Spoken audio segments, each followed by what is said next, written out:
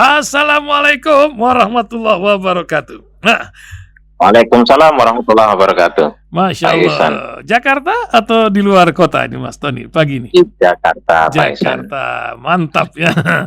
Nah, nampaknya tak ada hujan hari ini Jakarta. Nah, Mas Tony, ini nggak tahu ya, Pak Presiden bilang ini kalau ada masalah ini harus diviralkan dulu, baru rame. Ada metode baru, nampaknya nanti ada jasa orang memviralkan sebuah masalah ya. UKT lah, inilah itu. Tapi nampaknya akan ada Dewan Media Sosial. Apa pula ini Menkominfo yang satu ini? Bikin cerita Dewan Media Sosial. Apakah akan dilacak grup-grup WA kita atau macam mana? Juga masalah timah. Nampaknya bukan timah polisi saja yang panas. Ini timah dari Bangka Belitung pun luar biasa. Merembet kemana-mana ini kasus korupsinya. Sampai jenderal inilah disebut Hang Heng Hong perang bintang di kejaksaan. Juga menjadi masalah kedua. Yang ketiga, Mas Tony, ini lagi seru-serunya urusan revisi undang-undang. Cuman Quran yang nggak bisa dirubah nampaknya. Undang-undang dasar, udahannya. Ini berbagai revisi undang-undang. Apa yang Mas Tony lihat? Kejar tayangkah atau ada apa di balik ini? Sementara KPK ini lagi uring-uringan. Pejabatnya banyak yang kena kasus. Kepemimpinannya tidak berintegritas. Demikian kata IM 5 berapa tuh? 57 ya. Ya, IM 57 gitu, institut yang satu ini. Entah di mana kampusnya ini. Dan terakhir adalah ya itu masalah Dewan Media Sosial. Silakan Mas Tony, mungkin ada tambahan lagi yang lain atau ini sudah cukup. Mungkin bisa dianalisa oleh seorang pengamat yang terus produktif dalam tulisan-tulisan yang bergulir. Tafadhal Mas. Iya, Pak Ihsan dan seluruh pendengar Rasil terkait dengan munculnya wacana untuk membuat undang-undang terkait dengan Dewan Medsos lah. Ada Dewan Pers, ada Dewan Medsos, ya. Media sosial, sebagai pengawasan. Tentu kita tidak memberikan tanggapan secara reaktif sebelum wacana itu digulirkan dengan konten materi yang mestinya sudah harus diuji gitu, diuji dulu. Artinya bukan hanya wacana tahu-tahu jadi undang-undang yang sudah sudah mau disahkan, mau diketok palu oleh paripurna DPR. Ini kan tidak bagus. Udah bagus diwacanakan ya. Kita susah untuk memberikan komentar. Kita sulit untuk ikut nimbrung di dalam gagasan ini, ke pro maupun kontra. Tetapi materinya apa dulu gitu loh. Yang ini yang tidak terbiasa untuk dipublish. Katakanlah ini jangan sekedar omon-omon terus kemudian tahu-tahu disahkan, masyarakat tidak tahu, tidak terlibat, yang pada akhirnya tidak bisa memberikan kontrol dan memberikan masukan. Ya, kira-kira apa ini arahnya gitu kan. Kalau kemudian sudah ada arahnya, materinya sudah sebagian ada, jangan materi yang ada yang kira-kira tidak kontroversial, yang kemudian yang kontroversial disembunyikan tahu-tahu muncul pada saat sidang paripurna. Menurut saya juga tidak bagus. Dan macam ini seringkali terjadi. Oleh karena itu, biasakanlah bahwa yang membuat undang-undang nanti itu ada Dewan Pers, itu kalau kemudian diundang-undangkan, ada undang-undangnya itu kan membuat DPR itu wakil daripada rakyat ya, perlu mendapatkan suara dari rakyat dulu. Rakyat yang mana? Tentu saja satu, rakyat yang punya kompetensi di materi itu, di kajian itu, biar mereka kemudian mengkaji kalau hukum, biar mereka mengkaji kalau pers, biarlah ahli-ahli pers mengkaji, ahli komunikasi mengkajinya dan sebagainya. Ketika itu dikaji, dipublish, sehingga masyarakat umum itu ikut melihatnya, akhirnya ikut terlibat bahwa ini melalui sebuah proses kajian, inilah hasil kajiannya, masyarakat kemudian ikut berdiskusi, bagaimana DPR melihat reaksi dan respon daripada masyarakat itu, bagus atau tidak. Kalau memang masyarakat itu memberikan penolakan yang begitu kuat, mana yang ditolak, dihilangi. Tapi kalau kemudian yang ditolak semuanya, ya saya pikir juga nggak perlu dilanjutkan. Seperti jangan seringkali umpet-umpetan, jangan sering kali main peta umpet, main kucing-kucingan ya. Yang akhirnya muncullah satu kecurigaan publik, yang kedua muncullah asumsi-asumsi negatif kepada prosesnya yang pada akhirnya lembaganya kena. nggak percaya sama lembaga itu. Pada akhirnya apa? Tingkat kepercayaan publik terhadap lembaga itu menjadi rendah. Kenapa? Karena memang prosesnya yang kurang transparan, prosesnya yang tidak terbuka. Oleh karena itu, ya udah bagus lah. Saya tidak bisa mengomentari karena belum ada materi arahnya kemana. Kita tidak boleh kemudian juga curiga atau mengembangkan sebuah opini negatif, nggak bisa juga. Tapi kalau sudah ada materi, dan materi itu memang dulu karena saya suka diundang oleh fraksi untuk bicara apa namanya kajian itu, untuk mengkaji sebuah sesuatu yang akan dijadikan undang-undang. Kalau ini menjadi sebuah kebiasaan, bukan hanya formalitas ya, jangan diundang juga yang mereka setuju, tapi diundang juga mereka betul-betul netral, punya kompetensi di bidang itu, kemudian bicara di situ, di fraksi bicara, di komisi bicara, yang pada akhirnya ini setelah hasil pembicaraan itu dirumuskan, kan ada timnya yang merumuskan, dipublish.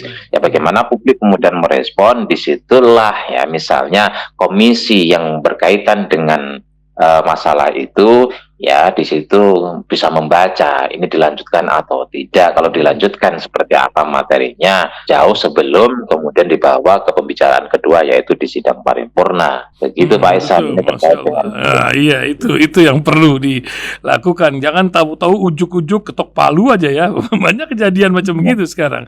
Nah, yang selanjutnya Mas Tony, mentang-mentang pakai pemegang palu itu. Itu dia, mentang-mentang pemegang palu, ya, luar biasa.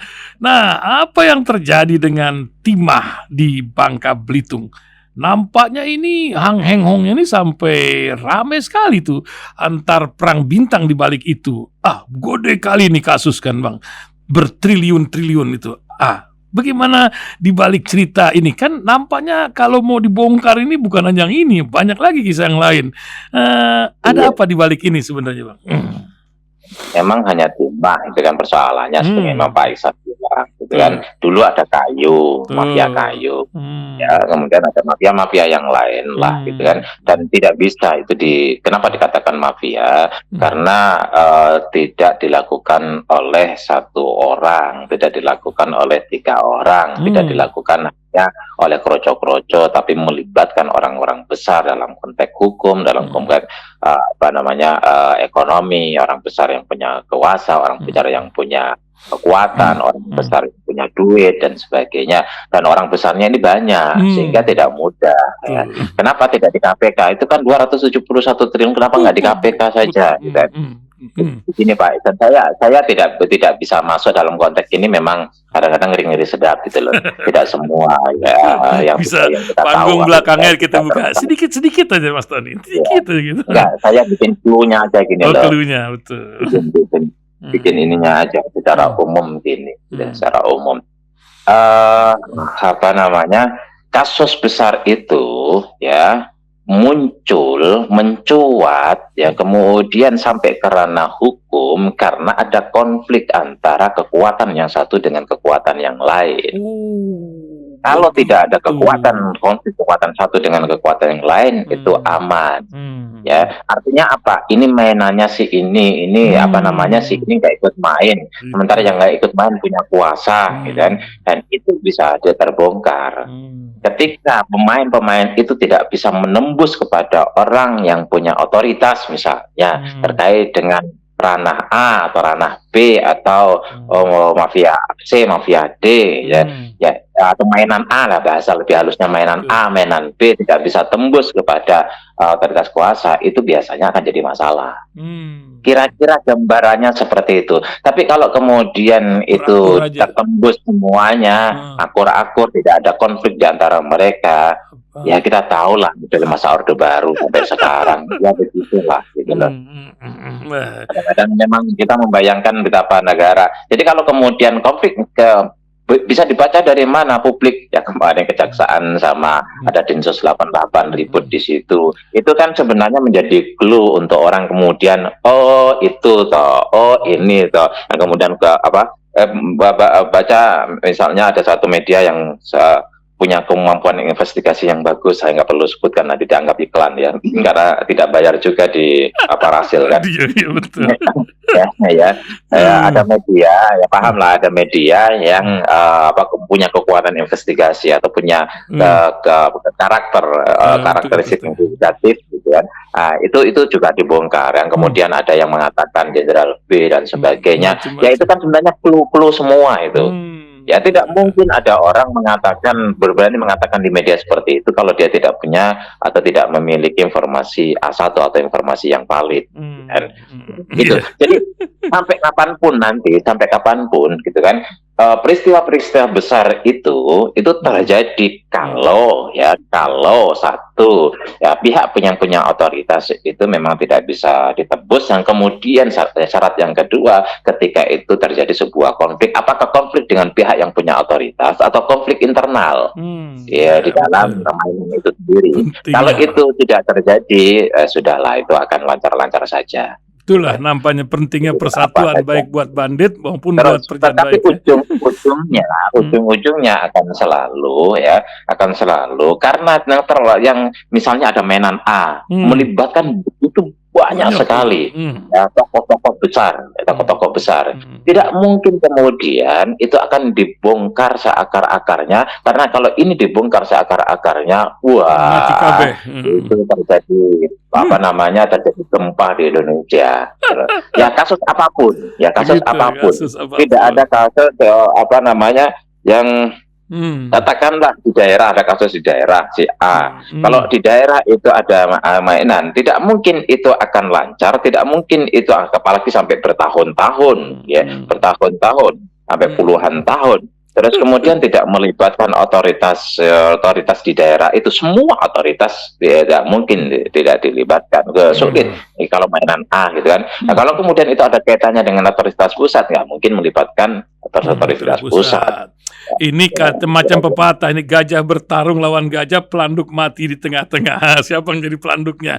Tapi saya cuma ngebayangkan bagaimana kayanya negeri ini. Ini baru urusan Bangka Belitung. Ini negeri kan luar biasa. Tapi kecil, ya? Itulah wilayah tempatnya kecil. Wilayah kecil. Apalagi yang lainnya lanjut lagi Mas Tony. Banyak lagi isu nih di negeri kita ini yang memang tidak kelar-kelar. Paling tidak pendengar ada pencerahan lah dikit tentang berbagai kisah. KPK nampaknya dulu menjadi sebuah harapan, tapi sekarang ini sudah pada macam bermasalah berbagai pimpinan. Ada yang mundurkan diri, ada yang kena kasus, ada yang lagi dioyok-oyok sama Dewan Kehormatan, malah balik lagi Dewan Kehormatannya. Sebuah integritas yang lagi disorot oleh para alumninya. Ini kan kalau SMA itu atau ada mahasiswa atau alumni suka lebih cinta daripada lembaga yang sedang ada di dalamnya. Bagaimana melihatnya Mas Tony? Apakah lembaga ad hoc ini sudah tiba akhirnya atau memang bisa direparasi lagi ke depan dengan tim yang sedang dibuat oleh Pak Presiden ini? Silakan Mas Tony. Iya, kenapa mantan-mantan orang di KPK, baik unsur pimpinan maupun unsur pemeriksa, penyidik maupun penyelidik gitu ya. Itu kenapa teriak? Karena mereka memiliki standar yang cukup baik, ya. Yang kemudian memiliki idealisme. Ketika KPK itu, selain memang yang kedua ada konflik internal, ketika KPK itu dibuat ini, mereka tanpa merasa berdosa. Saya nggak salah, saya punya idealisme, saya berhak untuk bicara, saya punya otoritas untuk bicara. Ini lembaga yang kami besarkan, ini lembaga yang kami jaga integritasnya. Tapi sekarang dirusak sebegitu, kami nggak terima. Itu menunjukkan bahwa mereka orang-orang yang teriak tentang itu adalah orang-orang yang punya integritas, yang betul-betul mereka dulunya kerja. Tidak semua orang di KPK itu bersih, tidak semua orang di KPK itu tidak bermasalah, tidak. Tapi paling tidak lembaga ini masih memiliki mayoritas orang-orang yang berintegritas, selain tentu saja punya kompetensi, punya kapasitas di situ. Ya ini sebagai sebuah gambaran betapa KPK dulu memang lembaga yang layak untuk dipercaya, karena memang para alumninya itu berani untuk melakukan kritik ke dalam ke lembaga yang pernah ditinggalkannya. Itu menunjukkan bahwa mereka ketika melakukan sebuah kritik, mereka tidak pernah ikut terlibat di dalam hal-hal yang seperti itu. Ya, kasus pemerasan dan Ya. sebagainya. Nah, mereka menyayangkan. Ya, jadi kalau mereka ikut terlibat, istilahnya tahu TST, mereka nggak akan komentar, mereka nggak akan teriak, mereka Betul. tidak akan berani seperti itu. Itu menunjukkan bahwa KPK dulu memang bagus. Tidak berarti semuanya bersih, tapi orang-orang yang melakukan pemerasan atau main penyuapan itu adalah mungkin ada segelintir orang saja yang mainnya betul-betul rapi, ngumpet, tidak berani vulgar dan tidak melibatkan banyak orang. Ya, yang kemudian kita tahu bahwa Firly itu kan juga mantan penyidik di KPK, dan itu artinya ada orang macam Firly dulu, ya. Terus kemudian, kemudian ada buku merah yang sangat populer sekali. Saya nggak tahu kalau itu buku itu ada di Rasel, mungkin buku hijau bukan buku merah. Karena di sana bukunya buku merah, gitu kan? Ya. Terus terang saya ketemu kok ngobrol sama Abraham sama cukup lama berapa kali. Saya ketemu ngobrol sama Novel Baswedan. Jadi kasus-kasus itu saya tahu cukup inilah dari mereka itu loh. Tapi memang mereka orang punya integritas. Jadi jangan kemudian Pak Ihsan nanya lagi, tolonglah buka dikit salah gitu. Jadi kita punya perjanjian khusus untuk tidak membuka gitu kan. Jadi Pak Ihsan terus kemudian karena punya integritas itulah kemudian inilah sekarang KPK yang jelas lah semua orang sudah memprediksi kayak gini lah soal Gotoh lah dulu. Gotoh itu kan dari awal ini kan lahirnya pada saat sedang ada kasus Asabri, ada kasus ini. Kita sebagai orang awam ya kemudian memahami kok berani sekali ini gitu loh. Muncul pada saat terakhir terus kemudian betul kan. Jadi awal munculnya itu kok kebetulan barengan dengan kasus yang ada di Asabri, ada di yang lain itu ya. Yang akhirnya kemudian orang jangan-jangan modusnya sama nih, jangan-jangan jangan. Soal KPK kembali lagi ya. Memang pertanyaan besar kenapa Timah itu tidak diurus oleh KPK gitu kan. Itu kan Pak Ihsan bisa membuat asumsi atau publik bisa membuat asumsi lah. Itu kenapa seperti itu. Ada apa dengan KPK kok sehingga tidak dipercaya untuk mengurus dana yang segede ini ya, sementara dana yang kecil seperti SIL aja nggak bisa dipercaya, kira-kira gitulah. Terus luar biasa. Sekarang pansel ya, pansel ini terdiri dari ini KPK kan mau ganti. Pansel ini mau ganti. Jadi kemarin 4 tahun kemudian lanjut. 4 tahun kemudian melakukan gugatan terhadap undang-undang KPK kepada ke MK, dikabulkan jadi 5 tahun. Saya tunggu kok nggak ada gugatan lagi supaya jadi 6 tahun ya gitu. Udah ada gugatan, setiap tahun ada gugatan kan jadi naik. Ini menurut saya di dalam etika hukum kita nggak bagus. Silakan gugatan, tapi dia tidak berlaku pada saat sekarang.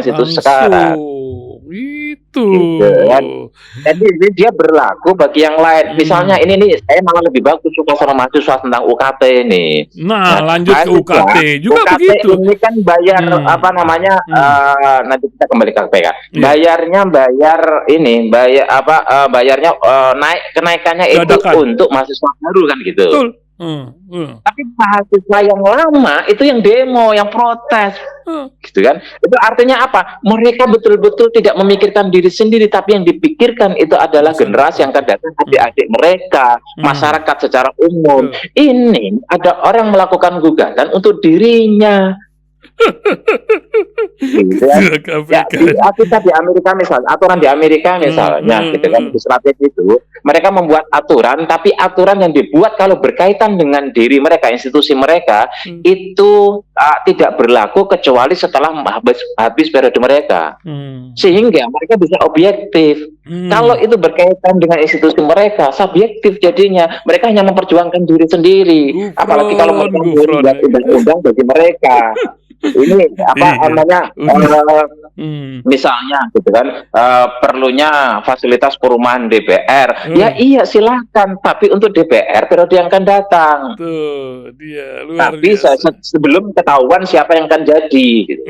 Terus kemudian untuk tunjangan DPR dinaikkan, iya silakan itu bagus. Tapi untuk anggota DPR yang akan datang, bukan anggota DPR sekarang. Mahasiswa juga gitu berlaku. Kita nggak protes kenapa? Nanti adik-adik kelas kita berat, meskipun itu tidak berimbas kepada kami. Nah, kepada KPK itu kemarin minta 1 tahun tambahan. Menurut saya ironi. Itu tidak boleh terulang. Ya tidak hanya bagi KPK, tapi bagi institusi manapun. Ketika mereka melakukan gugatan atau aturan perubahan aturan revisi undang-undang atau apapun, kalau itu berkaitan dengan nasib mereka, berkaitan dengan mereka, institusi mereka, itu harus berlaku setelah mereka berhenti. Nah, urusan UKT lanjut lagi Mas Tony. Nampaknya ada paradoks antara Jokowi dan Prabowo. Pekan lalu di TV One Prabowo bilang kampus ini harus murah dan kalau perlu gratis. Padahal Pak Jokowi bilang pekan ini harus naiknya di tahun depan, yang mana presidennya mungkin sudah lain. Jadi literasi dari para rekam jejak para petinggi ini kan menjadi tertawaan para netizen atau rakyat. Apa yang Mas Tony lihat ini? Kan kalau zaman dulu bisa tobat, atau zaman sekarang kan semuanya kerekam Mas Tony. Ini kan repot juga zaman kayak begini, kita lebih takut kepada medsos daripada roket atit yang mencatat kita ini. Bagaimana Mas Tony? Iya, begini Pak Ihsan, para pejabat ini, gitu kan, mesti harus bijak. Di antara sikap bijak itu ditunjukkan ketika membuat kebijakan, ketika membuat aturan itu mesti diperhitungkan secara matang, ya. Kemudian membuat sebuah pertimbangan dari semua sisi, sehingga tidak asal. Satu contoh soal UKT ini keuangan, akan tahu ini daya beli masyarakat sedang rendah. Perputaran ekonomi meskipun 5%, kalau bahasa teman-teman di pengusaha, ya kita diam aja, nggak ada gejolak apa-apa dan tidak ada gerakan inovasi apapun, itu udah kenaikan 5%. Kira-kira gitu. Nah, pertumbuhan ekonomi itu 5% kalau kita tidak melakukan apapun itu loh, Daniel. Ya apalagi kalau kemudian 5%. Kok 5% itu perputaran uang di masyarakat kok rendah, daya beli kok rendah, berarti itu perputarannya di atas, di kelompok tertentu. Sehingga itulah kemudian yang menopang 5% itu.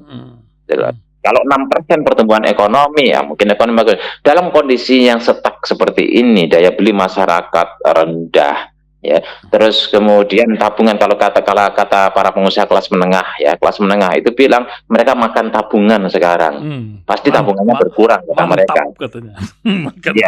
Mantap makan tabungan. Terus UKT naik itu loh. Satu, UKT ini kan merupakan derivasi daripada ya undang-undang 2 tahun berapa itu, tahun 22 atau berapa itu, yang peraturan menteri yang itu untuk membuat PTNBH. Ya PTNBH ini kan sebenarnya adalah bentuk nyata dan tegas dari upaya swastanisasi pendidikan. Di mana perguruan tinggi suruh mengurus cash flow-nya sendiri.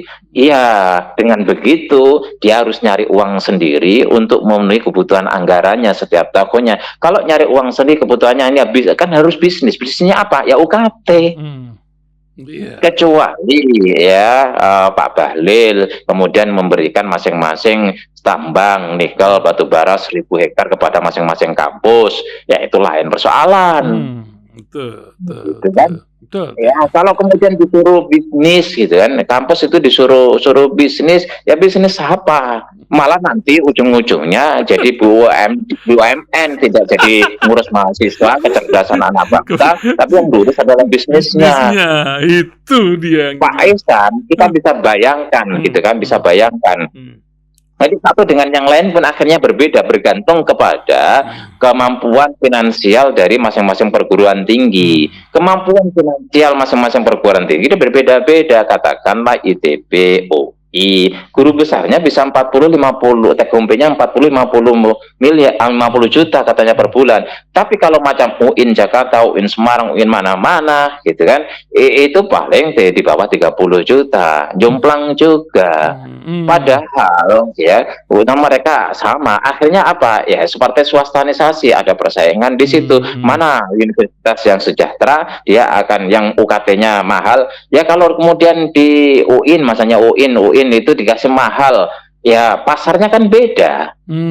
Kalau ITB pasarnya perkotaan lebih banyak, kemudian orang-orang kaya, UI juga meskipun juga ada ini, tetapi kalau dibanding UIN gitu paling fakultas kedokteran, fakultas saintek, yang fakultas psikologi yang istilahnya kelas menengah ke atas masih ada di situ. Tapi kalau fakultas yang lain umumnya kelas menengah ke bawah, UKT-nya tidak bisa lebih dari 6 juta misalnya per semester kan. Ya. Jadi inilah yang kemudian menjadi sebuah persoalan. Bukankah ya ada 4 kewajiban negara itu, diantaranya adalah mencerdaskan kehidupan bangsa. Itu adalah merupakan tanggung jawab mutlak bagi negara. Ya, itu dia. Ya untuk undang-undang itu kan. Itu. Ya untuk mengatasi ini, makanya Pak Ihsan ya, Pak Ihsan, lihat para pejabat ini mesti menghitung. Betul kita tahu kok keuangan negara itu ya dari APBN, meskipun maksud saya dari ini dari tambang itu pendapatan sumber daya alam itu SDA. Itu memang semakin kesini semakin kecil, berbeda dengan misalnya antara nilai ekspor dengan nilai pajaknya itu nggak seimbang. Ada masalah di mana itu, sehingga kemudian pendapatan SDA lebih kecil. Yang digenjot kemudian pajak yang sampai semua kemudian dipajakin gitu loh. Oke lah kalau kemudian kita membandingkan dengan Amerika. Kemudian Amerika masyarakatnya sejahtera, asal mau kerja pasti dapat pekerjaan, dan pekerjaan itu nyari uang 5.000 US dollar gampang. Di Indonesia pengangguran begitu banyak. Coba kita bisa bayangkan, lebih dari sekitar 26 juta masyarakat Indonesia itu punya penghasilan per hari di bawah 19.000. Lebih dari 100 juta masyarakat Indonesia itu punya penghasilan di bawah 50.000. Gimana mereka mau sekolah dengan baik? Kalau kemudian kita bicara tentang pendidikan, itu kan ada wajib belajar 9 tahun sampai SMA. Ya sementara gedung-gedung SMA saja, SLTA, SMA, SMK, itu ya besarannya lebih kecil daripada gedung-gedung SMP. Artinya mahasiswa lulusan SMP itu lebih besar daripada lulusan SMA. Gedungnya pun lebih banyak lulusan SMP. Artinya gimana mau nampung di SMA? Dari sisi infrastruktur aja tidak mungkin kan. Separuhnya yang masuk ke artinya infrastruktur dulu lah, infrastruktur gedungnya aja itu sudah tidak menampung. Gimana mau 9 tahun? Kalau mau 9 tahun memastikan bahwa lulusan SMP itu masuk ke SMA semua, maka harus ada tempat penampungan di SMA yang jumlahnya sama dengan lulusan di SMP, kan gitu. Betul. Begitu juga yang di SMP itu jumlahnya, gedungnya, penampungan terhadap siswa itu sama, mampu menampung semua lulusan SD. Itu baru bicara 9 tahun. Ini dalam konteks infrastruktur, belum dalam konteks biaya. Ya, apakah kemudian semua dipastikan bahwa mereka yang tidak mampu untuk membayar diberikan tempat sehingga mereka kemudian gratis. Ya, sementara yang diterima di SMP negeri itu adalah orang yang gratis itu adalah sebagian saja. SMP negeri kan semua sebagian. Sementara SMP swasta bayar. Mereka yang tidak masuk SMP negeri terus kemudian masuk ke swasta dan tidak mampu membayar, gimana mau kewajiban wajib belajar 9 tahun. Jadi undang-undang itu mesti ya direalisasikan dalam bentuk yang rasional dan realistis. Bukan hanya sekedar undang-undang yang sifatnya normatif, wajib, kemudian semua dipikirkan oleh masyarakat sendiri. Yang buat undang-undang kan bukan rakyat. meskipun itu wakil rakyat, Wakil ya. Jadi rakyat. contohnya seperti itulah, di mana infrastruktur tidak mampu untuk menampung lulusan SMP, SD maupun SMP, gitu ya. Kemudian biaya, sementara yang gratis itu hanya SMP negeri, dan itu hanya menampung sebagian. Masyarakat miskin yang tidak mampu membiayai sekolah untuk di SMP, ya setingkat SMP, ya mereka nggak bisa sekolah kalau kemudian masuk swasta karena nggak mampu. Gimana mau konteks 9 tahun wajib belajar itu. Berkaitan dengan perbedaan antara Pak Prabowo dengan Pak Jokowi, menurut saya memang saya apresiasi lah, Pak Prabowo itu punya stat ya yang nggak berbeda dengan Pak Jokowi. Kita tahu Pak Prabowo itu orang yang meskipun kadang-kadang suka berubah-ubah gitu ya, berubah-ubah, tetapi orang ini memiliki jiwa kenegarawanan yang cukup baik, gitu kan. Maka ketika melihat itu spontan, ya kan, ini bisa, jangan mahal, gratis, murah. Nah, pertanyaannya memang harus kemudian ya tadi era medsos tadi harus dilihat kira-kira anggarannya kuatnya di mana. Semangatnya boleh, spiritnya boleh. Ya kita apresiasi dan kita setuju sekali.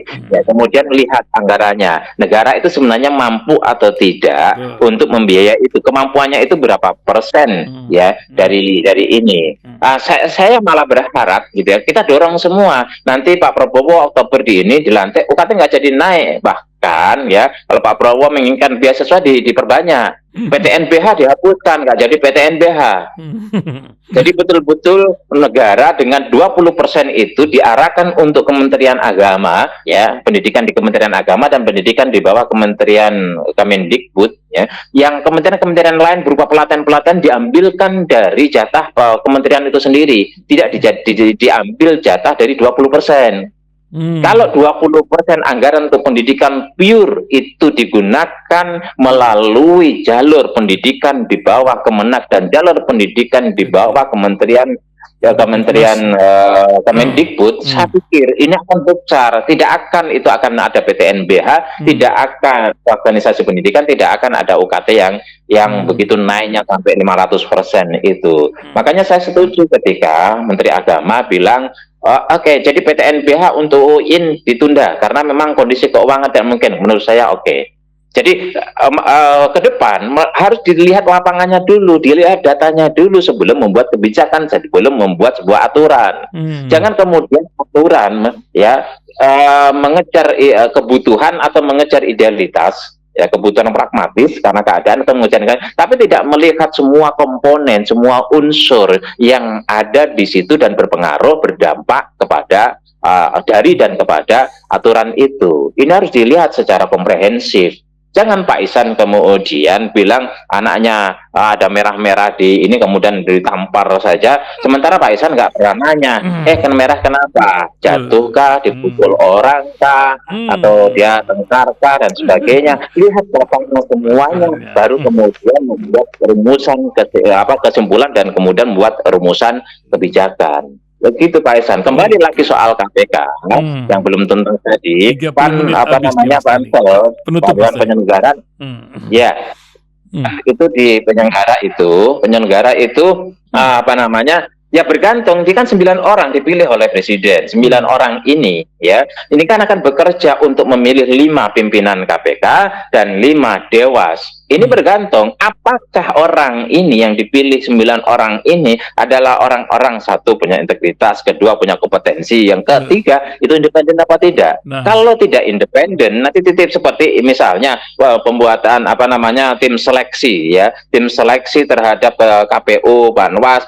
Itu kan orang-orang yang sering kali muncul yang tidak independen. Ada kawan saya mengakui, saya diminta untuk jadi pansel, tapi dia sudah nitip, kamu jadi pansel, kami loloskan untuk jadi pansel, tapi nanti kamu loloskan si A, si nitip si A, si B, si C, si D, ordal-ordal itu kan, yang kemudian bisa dikenalikan. Kan kita di negara ini partai ini sebagai penutup, ya ini yang perlu kritik secara holistik menurut saya. Trias politika kita menganut demokrasi berarti menganut trias politikanya John Locke, di mana ada legislatif, ada yudikatif, kemudian ada eksekutif. Dialektika antara eksekutif dan legislatif itulah yang kemudian melahirkan undang-undang, baik hierarki undang-undang maupun kemudian konten di dalam peraturan, tidak hanya undang-undang saja. amandemen Undang-Undang Dasar 45, undang-undang, kemudian Perpu dan sebagainya, itu bergantung kepada adu kuat, relasi, komunikasi, bahkan kadang-kadang adu kuat mana yang lebih kuat antara eksekutif dengan mana itu dengan legislatif, ketua partai lah, presiden dengan ketum partai. Bagaimana yudikatif tidak punya peran? Yudikatif kenapa ditunjuk? Ini sistem yang harus kemudian dipikirkan ulang. Yudikatif, MA dipilih presiden di proses secara normatif di DPR, jadi kemudian Mahkamah Agung, Kejaksaan Agung, KPK, MK, ya pimpinan KPK, MK itu yudikatif semua menurut saya, yang lemah positioningnya. Kalau mereka agak kuat, dibikinlah revisi undang-undang, kan begitu yang sering terjadi. Kalau kuat, dibuatlah revisi undang-undang, ya mereka harus diintervensi, ya mulai intervensinya adalah pada saat pansel kandidat seleksi itu. Gitu, Pak. Terima kasih Mas Tony Rosid. Wah, luar biasa. Mudah-mudahan jadi pencerahan dan lebih, ya udah lebih nih 8 menit kita pagi ini. Ya, lanjut acara yang lain. Terima kasih Mas Tony. Selamat beraktivitas. Kita tunggu tulisan-tulisan Mas Tony Rosid. Wah, assalamualaikum warahmatullahi wabarakatuh. Waalaikumsalam warahmatullahi wabarakatuh.